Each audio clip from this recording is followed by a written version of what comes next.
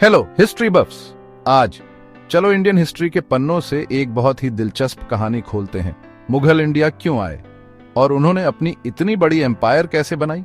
Belt बांध लो क्योंकि आज हम मुगल इंडिया की पूरी हिस्ट्री में डुबकी लगाने वाले हैं। सोचो, अगर बाबर ने इंडिया में कभी कदम न रखा होता, ना रेड फोर्ट होता, ना ताजमहल। बाबर, जिनका असली नाम ज़हीरुद्दीन मोहम्मद था, उनका जन्म 14 फरवरी 1487 को फरगाना, जो आज उज्बेकिस्तान में है, वहां हुआ था। वो तैमूर और चंगेज खान के वंशज थे। सिर्फ 12 साल की उम्र में बाबर फरगाना के राजा बन गए, लेकिन उनके रिश्तेदारों और चाचाओं को यह पसंद नहीं आया और उन्होंने उनके खिलाफ साजिश रची। आखिरकार बाबर को फरगाना और समरकंद से निकाल दिया गया। कुछ साल बाद 1504 में बाबर ने काबुल पर कब्जा कर लिया, लेकिन वो यहीं नहीं रुके। उनका सपना एक और भी बड़ी एम्पायर बनाने का था और उन्हें पता था कि इसके लिए उन्हें दौलत चाहिए। और उस समय दुनिया में सबसे अमीर जगह कौन सी थी? इंडिया, जिसे सोने की चिड़िया कहा जाता था। तो 1525 में बाबर ने इंडिया पर हमला करने की योजना बनानी शुरू कर दी।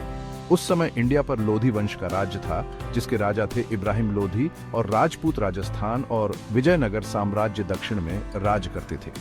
इब्राहिम लोधी एक अत्याचारी राजा था और उनके चाचा अलाउद्दीन लोधी और पंजाब के गवर्नर ने बाबर को इंडिया पर हमला करने के लिए बुलाया। बाबर ने इस मौके का फायदा उठाया।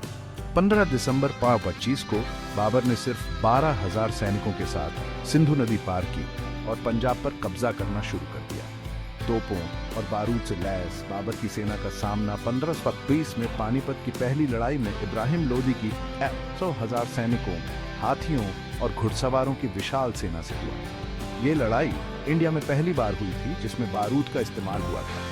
बहुत कम सैनिक होने के बावजूद बाबर की रणनीति और बेहतर तोपों के कारण उन्हें जीत मिली। बाबर की जीत यही नहीं रुकी। इब्राहिम लोधी को हराने के बाद उनका सामना राजपूतों से हुआ और उन्होंने 3 बड़ी लड़ाइयां लड़ी: कानवा, चंदेरी और घाघरा। 1527 में मुगल साम्राज्य की स्थापना के साथ बाबर की विरासत उनके बेटे हुमायूं ने आगे बढ़ाई, जिन्होंने कई चुनौतियों का सामना किया, लेकिन आखिरकार 1555 में दिल्ली पर फिर से कब्जा कर लिया। हुमायूं के बेटे अकबर सिर्फ 13 साल की उम्र में राजा बने।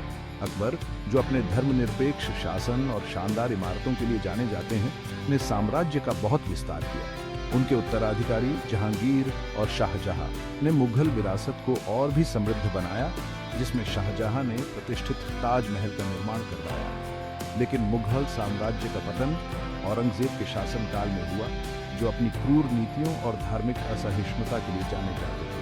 1707 में उनकी मृत्यु ने साम्राज्य के पतन की शुरुआत को चिह्नित किया, जो अंततः 1853 में आखिरी मुगल शासक बहादुर शाह द्वितीय के साथ समाप्त हुआ। और दोस्तों, ये है असली कहानी कि मुगल इंडिया क्यों आए और उन्होंने अपना साम्राज्य कैसे स्थापित किया। अगर आपको हिस्ट्री में ये गहरी डुबकी पसंद आई तो नीचे कमेंट में पार्ट 2 लिखें। हमारे चैनल को लाइक, शेयर और सब्सक्राइब करना ना भूलें और भी दिलचस्प ऐतिहासिक कहानियों के लिए अगली बार तक उत्सुक रहें और इतिहास की खोज करते रहें। नमस्कार।